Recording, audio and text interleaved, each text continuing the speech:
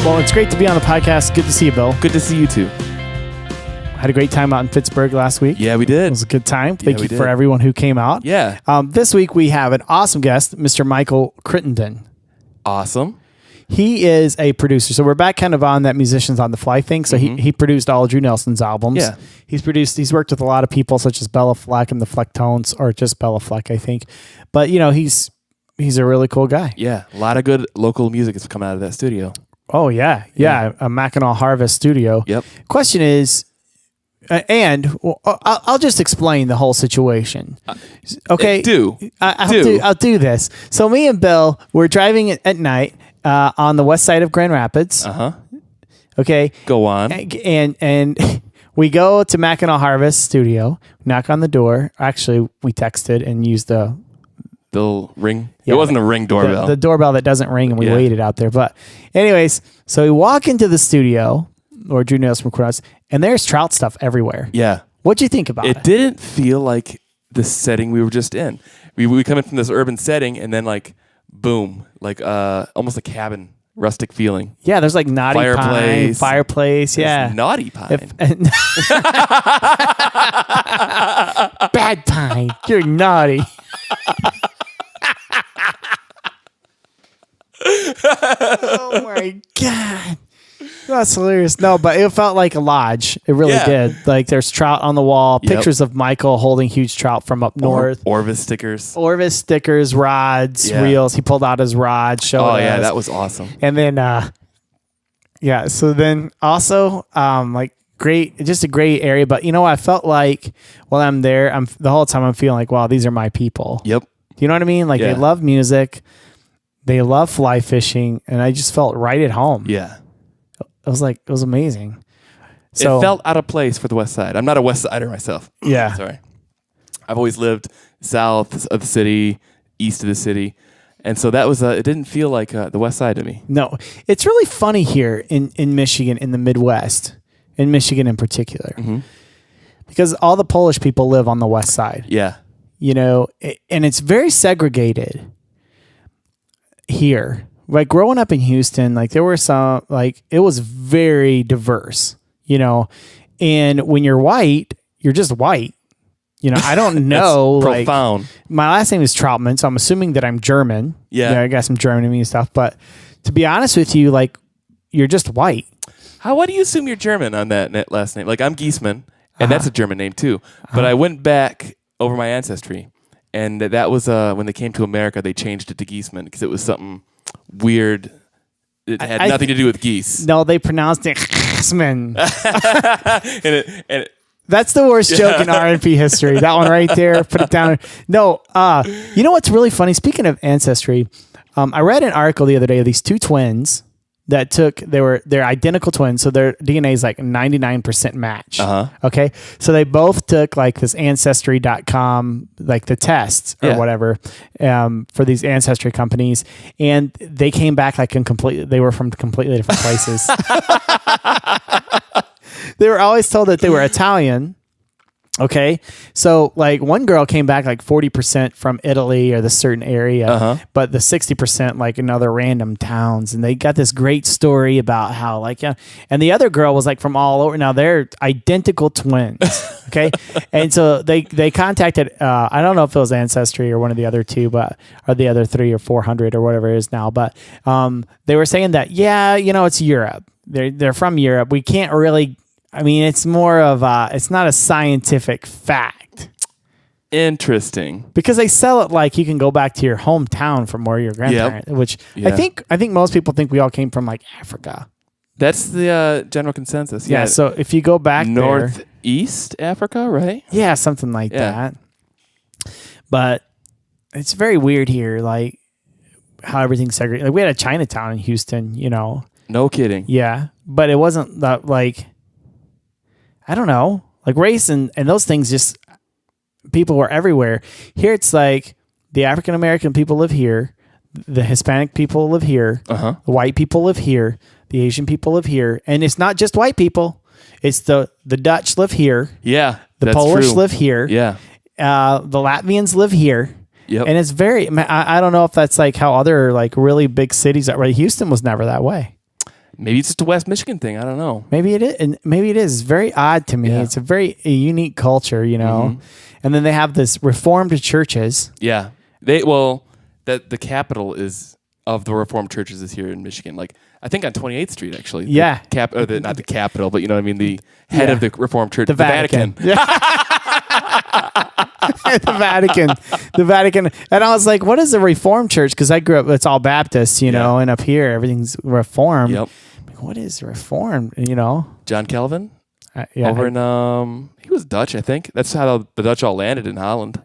Tell us the religious. What is it? The history of the Reformed Church, Bill. I didn't know you were such a. I don't know all of it. I just remember John Calvin was the guy who kind of started the Reform movement at post Martin Luther. If you know who Martin Luther was, sure. You really split from the Catholics in the 1500s. My question is, though, because we have a big college here called Calvin. Yes. This is way off the subject, okay? And this is a local podcast. This episode is going to nothing but local folks here, West Michigan. Local inside jokes. Everybody else is going to be like, I don't know what they're talking. Calvin College. We met this guy from like Brussels a couple weeks ago, international. We're like growing, and we're like, we're gonna bring this down a little bit. Down the street from me, only people at the donut shop can listen. Only they're gonna get this joke. No, but we have, and this is the last stupid joke I'm gonna tell. But Calvin College is here, and so for all you religious people, and Bill, do you choose to go to Calvin, or does Calvin choose you to go to school? Predestination. I was gonna apply, but I figured if I was meant to go, I'd end up at Calvin. Anyways, it would just happen. I digress. I totally digress. I'm totally gonna get emails on that. And you know, some people are like, I didn't realize I was listening to TBN. But anyways, whoa, way off. But anyway, so Michael Crittenden, he is he lives in Traverse City. Yeah. He's got a studio down here, Mackinaw Harvest. Brilliant guy. He produced all of Drew Nelson's albums, which are phenomenal, and that's why we reached out to him. But he's also a great musician and just an awesome fly angler and a good human being. So welcome to the podcast. Let's light the fire. Well, today on the Remote No Pressure podcast, I'm excited to join Michael Crittenden. Yeah, baby. Here at your studios, Mackinaw Harvest Studios. Correct. In Grand Rapids, Michigan. Yeah. Beautiful, beautiful studio that you have here. So we'll take a couple pics before we leave. But what was your inspiration? I mean, what got you started what made you create this studio space? Well, first of all, I had the studio in my house prior to this, and I got kicked out. No, it's not true. I did not. But it was getting too crazy in the house. There was just constant traffic coming in and out. And I was getting kind of busy with the studio, and I kind of fell into this whole studio thing coming from the band. And the band was full-time for about 8 or 9 years on the road in the mid-'90s through the early 2000s. And when we decided to pull the reins back on the touring, I found myself at home with a bunch of time on my hands. And I was like, well, what am I going to do, you know? And I didn't want to stop doing music, I knew, and I loved the studio. I had a studio in my house, and I just kept doing that. And pretty soon I met Drew Nelson, actually. He was the first guy I produced, and he, I know he's been on your program. He came to a Troll for Trout show, and I didn't know who he was. He came up, introduced himself. He said, "Hey, I'm a songwriter, and you want to listen to my songs?" And it's kind of like, yeah, I've heard this a million times, you know. And I, for some reason, something about him, I wanted to hear his songs for some reason. So I gave him my card, and I said, "Yeah, give me a shout, and we can hook up." And I never heard from him.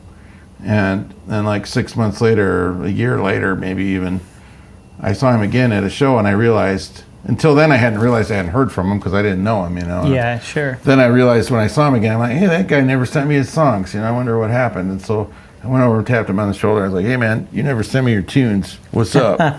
He's like, oh, I know, I feel really bad. I went to Ireland and I've been doing all this stuff, and I just kind of got sidetracked. And I said, you still writing? He's like, yeah.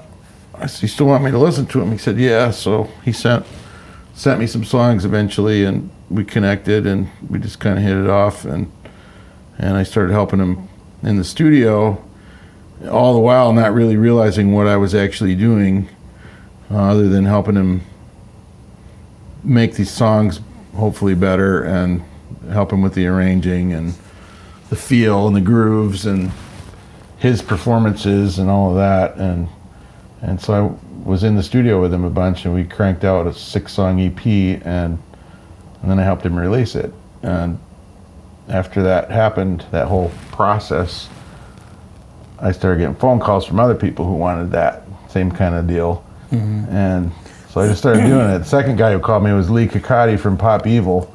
Yeah. Which is funny because they've gone on to do some pretty big stuff. But those were my first 2 production projects, and it just kind of became a natural thing that's what I'm supposed to be doing, you know. And I realized after like doing the whole Drew thing first time, I was like, I guess I just produced a record. I really realized that I didn't set out to produce a record, you know. I was just kind of helping the guy out, and that's what it turned into. And so yeah, it went well, and it just kind of grew from there. But it was in my house at the time, and you know, I'm obviously, because you're talking to me, I'm a big river guy and fly fisherman, and so my house has that sort of vibe to it. And in the basement, there was a fireplace in the room where my control room was, and my clients started kind of getting used to that and liking it. And of course, I liked working in that room. And so when it became evident that I was going to build a bigger studio and get out of the house, I was like, I got to have a fireplace in the control room. I have to, because I was used to it, and my clients were used to it. Yeah. And so we put that in, and kind of just tried to make this place feel like a cabin more, and more like when you come in here, there's no windows outside really, and so you're in here and you kind of don't know exactly where you are in the world. Sure. You know, you could be in northern Michigan, you could be in Colorado, you could be in Alaska, Montana, whatever you want to think, but you feel like you're in one of those places kind of. And I guess coming from the band side of it and the songwriter side of it, I had recorded in a bunch of studios over my run doing that, and a lot of them felt too sterile to me, and I couldn't get comfortable in them. And so I started thinking about, you know, where do musicians play or create most of the time? And it's not in a studio, it's at home. Yeah. You know, or on the stage, but most of the marinating time happens at home in a house, and so I wanted to make it feel more like that, and that's kind of what we shot for, making this place, to make it feel like a cabin and just not feel like it's a real formal thing. I think too, people come in the studio, especially for the first time, and they get a little freaked out by it, you know, and they don't perform like they normally would, because they feel like this performance I'm about to do is the last time I'm ever going to play this song. It's permanent. It better be perfect, you know? Yeah. And then, of course, it's not, because they're thinking that way. Right. So my goal as a producer is to try to get them to forget about all that and just open up and tell us who they are and give us an honest look at what's happening in their songs, you know? Is that what you did? I mean, your band, Troll for Trout, was, you know, is still around, and after several years, almost 2 decades now, right? More than it. 25 years. 25 years. Yeah. So Troll for Trout, and you know, you can still listen on Spotify and all that. Did you take that same approach when you were recording music and writing music for them, or how did Troll for Trout come into existence, Michael? Well, it's my third formal band that I've had. The first one was when I was in high school, and we won't bother talking about that. But second one was, I went to Berklee College of Music in Boston, and when I got there, I, with a friend from Grand Rapids, actually started a band here in town over a summer in between years at Berklee called the Westmorelands, and then we moved it to Boston, and then it became like a real band and started going for it and touring and doing all that. We had the whole team lined up. We had a producer, manager, entertainment lawyer, all that stuff, and we were on the quest to try to get a record deal and all of that. And we ended up getting an offer from Columbia in like 1990, I think it was, and it just was real close to being the right thing, but it wasn't quite right. And so it imploded eventually in like 91. And I had been in Boston at that point for 6 years, and I was tired of being there. And I really wanted to move back to Michigan. I really wanted to get more into camping and fishing and all of that kind of stuff. And it was kind of hard for me to do that living downtown in Boston. And even though you can get out of there and go north up to Vermont or New Hampshire, Maine, Sure. there's stuff to do, but this wasn't the same. And I guess I grew up here and I missed it, and I wanted to come back. The band had just fallen apart. So I spent a year writing songs with a guy out there after the band fell apart, with sort of the thought of, I'm going back to Michigan pretty soon. I just got to figure it out. Mm-hmm. So eventually I did. I came back in 92, and I knew I was going to start another band, but not yet. I wanted to kind of be out of that scene for a minute and just focus on writing and figuring out how to write a business plan and how to launch a band the right way at a grassroots level, without a record deal. Yeah. And so that's what I did. And I came back here. I got a job selling for WGRD radio and advertising sales. Sure. And so that was my day job while I was forming the band and getting all that together. I did that for 2 years. And then I quit. And I started the band and just dove in and 100% head first and made our first record and got the players together and with all this whole time the marketing of the band was going to be centered around fly fishing Yeah. and that scene.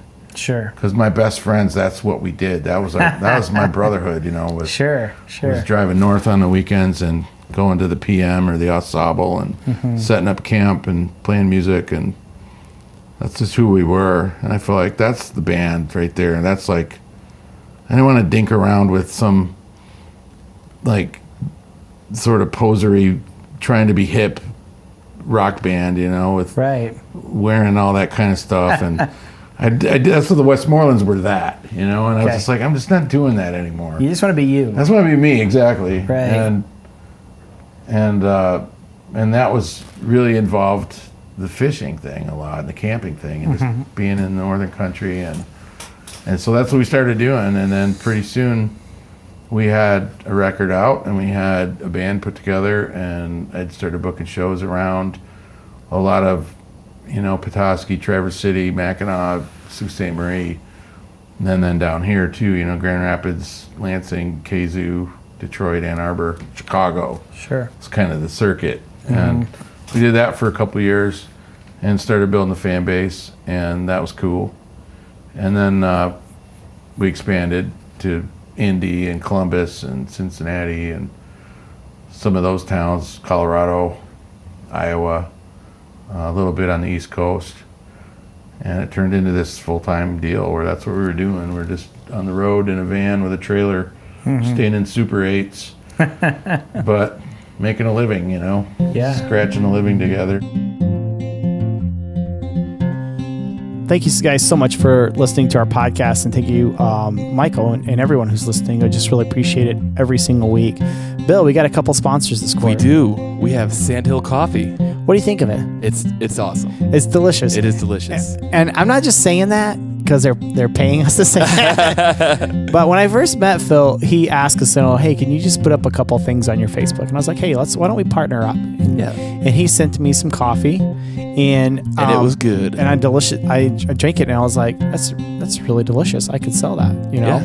But it is I get the whole bean. The Chasqui is what I get, and that's my favorite. But I ordered some of the Big Lake, which he said Was that the dark roast? Yeah, it's like a mix Oh, of a few of his roasts together. I will come over for that in the morning. Yeah, no, not Knocking on your door. Hey, Yeah. mind putting some pants on and making me some coffee? I do sleep naked, so don't wait. No, totally. I know, Pittsburgh.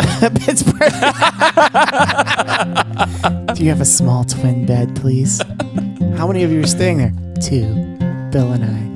Oh, okay. But anyways, Sandhill Coffee is the coffee for you. No, just kidding. No, that sounds like an ad, but Sandhill Coffee is just amazing. And then our other sponsor that we have here. Oh, first of all, sandhillcoffee.com. Check it out. Go there. And then our other sponsor is Deli Fresh Design. Deli Fresh Design. And we both use their products. We do. Before they became a sponsor of ours. So he makes outdoor fly fishing gear out of sling packs, anything you can think of. Go to delifreshdesign.com. Out of recycled materials. Recycled materials. That's what I love about it. Nothing's wasted. So recycled sails, recycled waders, anything you can think of.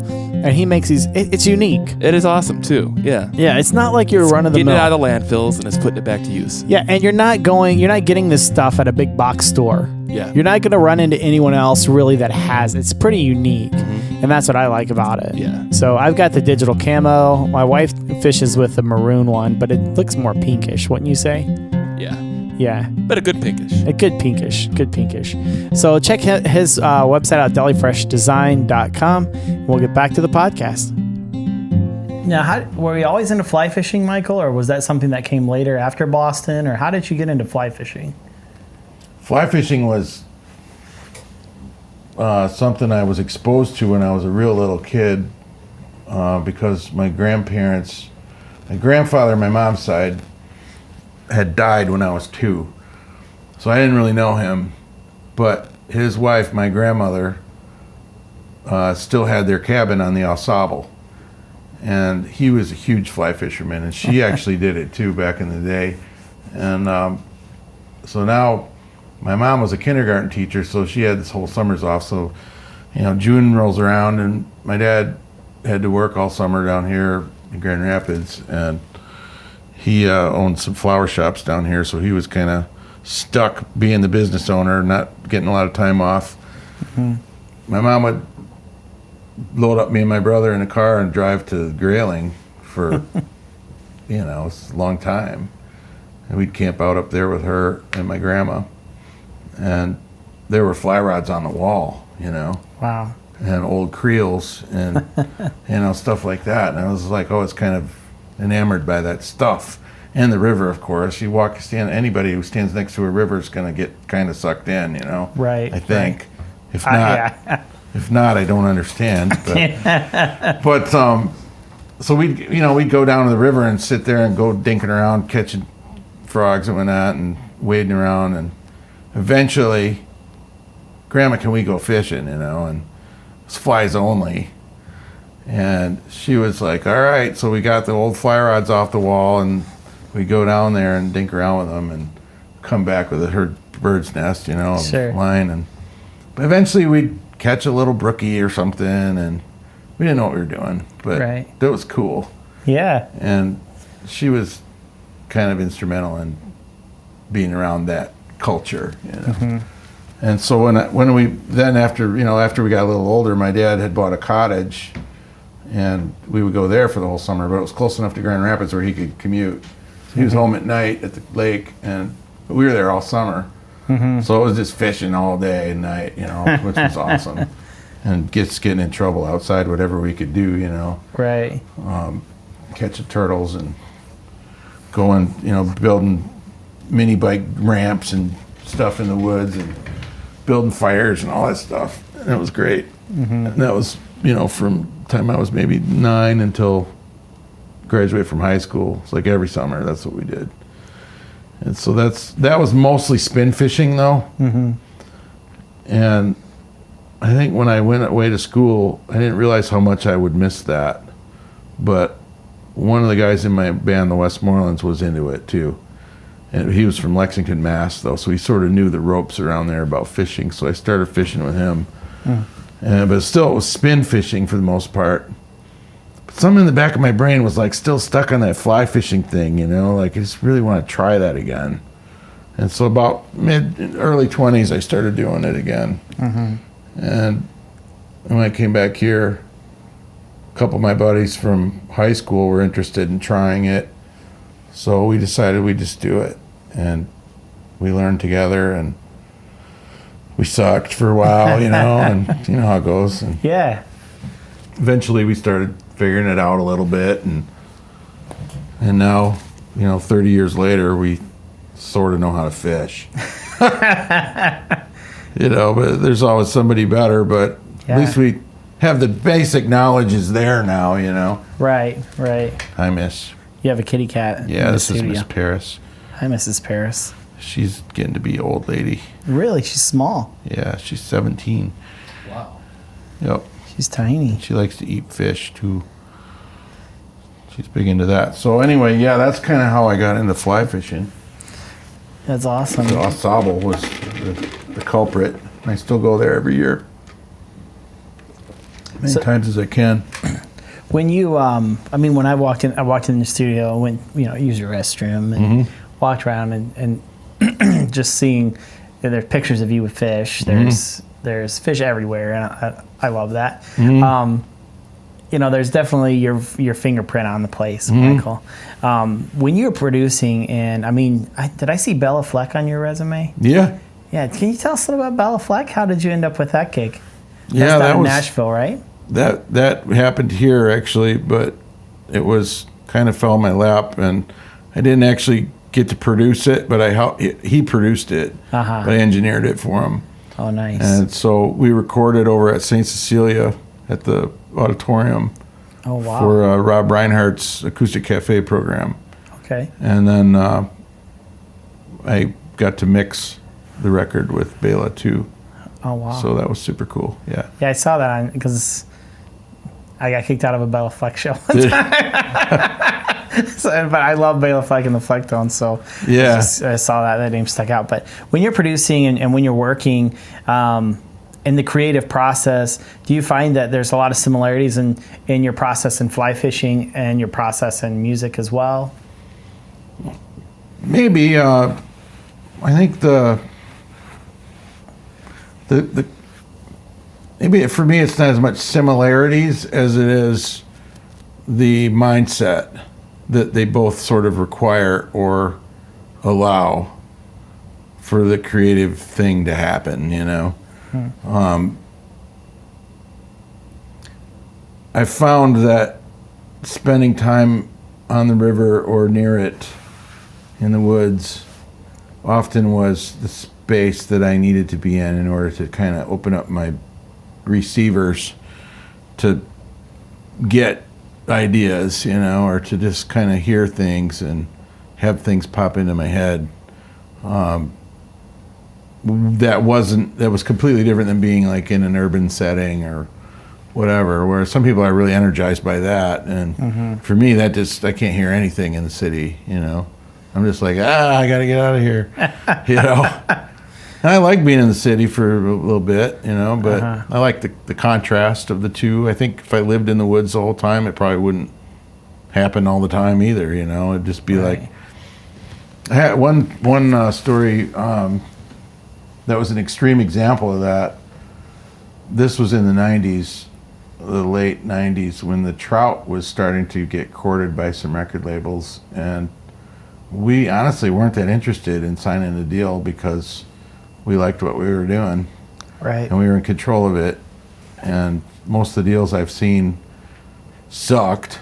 And we finally got into a discussion with Rounder Records. That was originally, they were in Boston, they're in Nashville now. But that discussion was interesting to me because they were just willing to do things a little differently than what I'd ever seen before. And they seemed more like a partner in the process instead of just somebody who's going to tie you up, But anyway, it had required me to fly, and I can't remember if it was the Rounder thing or something else, but I was in New York on business meetings for the band, and I flew from LaGuardia to Grand Rapids on a morning, and my buddy picked me up and we drove straight to my family's cabin in the UP, which is in the middle of freaking nowhere. It's like there's nothing out, there's no electricity or anything. It's all Humphreys lights and outhouse and the whole deal. So, but it's a great place to go unwind, and we were going up there to fish for 5 days or something, and I was in, point being, I was in Manhattan that morning, and that night I was in the UP. And it was just like yin and yang, you know. It was so bizarre. Sure. And it's so cool, too, to come that full circle in a short period of time, you know, where you really can feel the contrast like that. And right. That made it really special to me. We talked a little bit earlier about another studio in town that I use. It's pretty, it gets the job done. Mm-hmm. You know, it's a great studio, but there's no vibe there. You know what I mean? Yep. Versus here, it's all vibe. And it's just Right. like you really focus on it. We make shitty records, but we got a great vibe. It's got a great vibe. It feels good for this artist type. But, you know, it's like one of those things where you got spin fishing, which gets the job done. Right. It's very efficient. Yep. You really, have to match the hatch. None of that stuff. There's not like a depth. Cover a ton of water quick. And, Right. Yeah. Whereas fly fishing is more of an art. Mm-hmm. Wouldn't you say? Yeah. It's definitely more of a I don't know, spin fishing is awesome too, but it's just a completely different feel Yeah. than the fly fishing thing. Mm-hmm. Yeah, and there's something about just whipping a lure out there doesn't give me the same feeling as casting a fly rod, where I feel like I'm in, sounds cliche, but the rhythm of the casting does something to your soul, you know? I don't know what that is, and it does sound super cheesy, but... It does sound super cheesy, but I think our listeners understand it. But it's what it is, you know, and especially like this time of year, it's now into March, we've all been cooped up all winter, and you get out and you throw the first fly rod of the season. Yeah. And there's just something about that. It's like, oh, I am home now, you know? Yeah. Yeah. The seasons in Michigan, you know, where it's, like you said, snowed in, then you really appreciate the fly fishing in the spring. Do you think if you lived in a warmer climate, you would appreciate it as much, or do you enjoy having the 4 very distinctive seasons, Michael? I like the season change myself. The older I get, the less tolerant I am of winter, but they make airplanes for that. Yeah. You know, and you can always go down. That's what I just did. As I was saying it, we just went down to the Keys, and my buddy Derek is down there all winter, and he invited us to come down and stay and fish. And I was like, man, I'm gonna be. I don't know. We left there feeling like it went too fast, of course, but my wife and I were both talking about it on the way back. It's like, what are we doing? What are we doing? Mm-hmm. Should we go down there in the winter and just try and figure this out, you know? And like it's because of her job, we're probably not able to do that yet.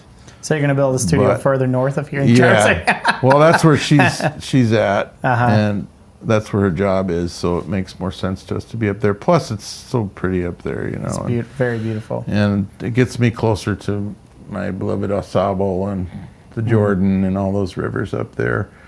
And part of the studio vision up there will be to have a destination where artists can come and stay for a while. There'll be housing on site, and you can bring your own producer. I don't have to produce it. And you can do whatever you want. I'll just be the host and take you fishing and take you on winery tours and cook you breakfast, you know. Yeah. Or I can produce, or both, you know. Yeah. But we want to build an experience place where people can come and actually camp out for a while. I think that would be awesome. Yeah. What's next for you, Michael? Is that kind of your next chapter in life? Are you producing anything exciting here coming up? Or? Yeah, there's a lot of good stuff I'm working on right now. There's a country band I'm excited about called Conestoga. That's some younger guys that are from here that are really good writers, and the singer's like an excellent country singer, and the drummer's very solid, and those guys are on the right track. So I think you'll hear something out of them pretty soon. They're just getting started, but they've already got a good catalog of tunes, and they've got, we just signed a nice license deal with them for a song that's going to be on a national commercial coming up for Camping World. You should hear that this summer pretty frequently, I think, on television commercials. Nice. So that'll be cool to kind of launch them. Those guys are definitely on the right track, and I have a lot of faith in them. There's a number of country-ish projects around that I think are pretty good.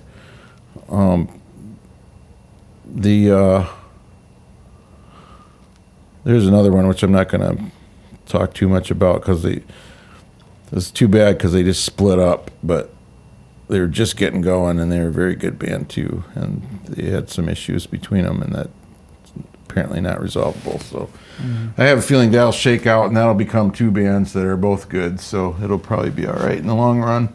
Yeah. Sometimes there's too many frontmen in the band, you know what I mean? Yeah. So that ends up being two bands, and that's Sure. cool, you know? That's what it should be. There's a bunch of singer-songwriters I work with who I think are really good. Ed Dupas is a guy that's out of Ann Arbor, who's a country-ish Americana artist, kind of in the vein of like a Jason Isbell or Chris Stapleton, kind of in that neighborhood. Ryan Adams, maybe a little bit. We just finished his third record. It's not out yet. It's done, though. And I worked with Pete Lyman on the mastering, who did all those cool records that I like from Isbell and Stapleton, Tom Waits, all that stuff. So that turned out really good. So I expect we'll hear more and more of Ed coming up later this year too. Steve Trozen's another guy I'm working with out of Jackson. He's kind of just getting going too, but I think he's a very honest songwriter and I like his songs a lot. That's kind of what I'm working on right now. Can you tell when a songwriter's being honest and when they're just writing lyrics? Yeah, absolutely. Yeah. That's kind of my gauge when I'm producing a vocal session. It's like, that's the question I'm asking myself. Do I believe this person right now as they're singing to me? Or do I not? Because if I don't, it's a waste of time. Yeah, that's one of the things I noticed on Drew's album, the Tilt-A-Whirl album that he produced. It was very, all of Drew's stuff, I love it, but very honest when he's singing, you can tell. That's what makes a good singer, is that. It doesn't have to be in tune, any of that. It's just got to be honest, you know? Yeah. It's got to transfer the emotion to the listener. That's even the if most they're not a important good singer. Who's someone that you think is not a good singer, but you love them? Springsteen Yeah. is that exactly, you know. Dylan's that way. Dylan, definitely. There's a lot of them. You know, Tom Waits isn't really a good singer either, but he's got a vibe, you know. They're not gonna make it on American Idol, but they're brilliant singers. But it's about, like we said, you know, that believability, that honest sort of what's the word I want? Is that vulnerability kind of, you know, where you feel like they're letting you in on something, you know. Definitely. You think it takes time to get that honest? You think you got to go through some shit in life? And Yeah, I think so. I think so too. I think some of well, that's where, like, pop music is so different because it's about energy and perfection and fashion and all of that, you know, and that's great, but that's the whole another ball game, you know. Yeah. That's why I don't really do a lot of that, because it doesn't really speak to me. And some of those people are really talented, you know, and most of them are. Right. But it just doesn't do it for me, so I tend to steer away from that stuff. That's why I like the folk music and the singer-songwriter style, because it's all about that. Yeah. You know? It's all about the lyric and the emotion. Yeah, it's amazing. Well, thank you very, very much for spending some time with us, Michael. Yeah, absolutely. If someone wanted to get a hold of you, or maybe book some time at the studio, or just get to know you as a producer, where would they go online to find you, or how would they contact you? Website's the first place for the studio is Mackinaw, and that's Mackinaw with a W, not a C. I did that because of, if you're anywhere but Michigan. You're right, you know, exactly. like, So Mackinaw, Mackinaw Harvest.com, all one word, MackinawHarvest.com. Okay. And all of our info's there, and you can shoot me a note from there or call the studio. And typically the studio line doesn't get answered, but messages are returned. because we're usually not able to pick up. But Okay. yeah, you could do that. Or if you're interested in the band too, you can go to trollfortrout.com. The 4 is a number 4, troll4trout.com. Okay. And in there, I have a tab for me in there about like producing too and some of that stuff. So Okay. Yeah. We'll put all the links in the show notes. Great. So people can scroll down and take a look at that. And we just really appreciate Perfect. your time, Michael. Thank you so much. Absolutely. Thanks, man. Yeah. Well, thank you, Michael, and thank you for joining us on another episode of the Remote No Pressure Podcast. Bill, it's warming up. It is warming up. What do you love the most about warm weather, other than drinking Sandhill coffee over ice? Camping, hiking, kayaking, fly fishing. Fly fish. It's getting that time of year where we Yes. can get out more. Yes. Because in the Our winter hibernation is ending. Okay, quick story. I know it's the end of the podcast. You were with me. JP Murphy takes us up. He's like, I'm going to take you guys fly fishing. Yeah. And it was in February, wasn't it? No, it was in April. That it was was not la- in April. I have the pictures to prove it. Pull them up right now. All right. Are you serious? It was that cold in It April? was in April. It was a 20-degree day, dude. And the wind chill was like 0. Yeah. Dude, I dropped my glove in the water and pull it out. It froze right away. Was it really in April? It was in April. That's the crazy thing, isn't it? Oh my gosh. We're so blessed to not have that weather right now. This is a good year. I remember because it did snow on spring break that year. Big time. We had a big winter storm. Well, anyways, so I remember this time, JP Murphy. April 7, 2018. Oh my gosh. Yeah. April Murphy takes us out fly fishing in this secret spot. I'm not going to tell everybody where it's at. So JP Murphy, who helped produce last season, took us out, me and you fishing. Yeah. And it was so cold. And I'm thinking we're waiting. And What were we waiting for? we were waiting in the river, and I'm thinking at any time we're really far from the car. I mean, it's quite a hike. Yeah. And I'm thinking at any time I'm gonna fall and I'm gonna die. Yeah, it's pretty dangerous, you know. So I don't really like going out like that. I'm the same way. I like warm weather. Oh yeah. If I fall in the river, because I'm accident prone sometimes, especially in the water, because I don't have a steady footing I don't have my river legs yet, you know? Right. In the middle of winter, if you go in the water, you're going to get hypothermia. And then it's a mile walk down the river Right. to the car. It's dangerous. Yeah. I brought like coffee making gear, a wool blanket, because I'm like, somebody's going to the river. I want to be prepared. Right. Bill, you're Hand always warmers. prepared. You're always prepared, dude. I should have been a Boy Scout. You should have been. I should have grown up to be a Boy Scout. Oh my gosh. So I'm really happy that I'm not fly fishing, or I'm really happy that What? winter's over. I'm really happy that winter's over. Yes. But everyone, no matter where you are, wherever you are, we really appreciate you guys listening. Be sure to leave us a review. Check us out on Instagram. Sign up for our mailing list. We always appreciate reviews. And until next time, go fishing.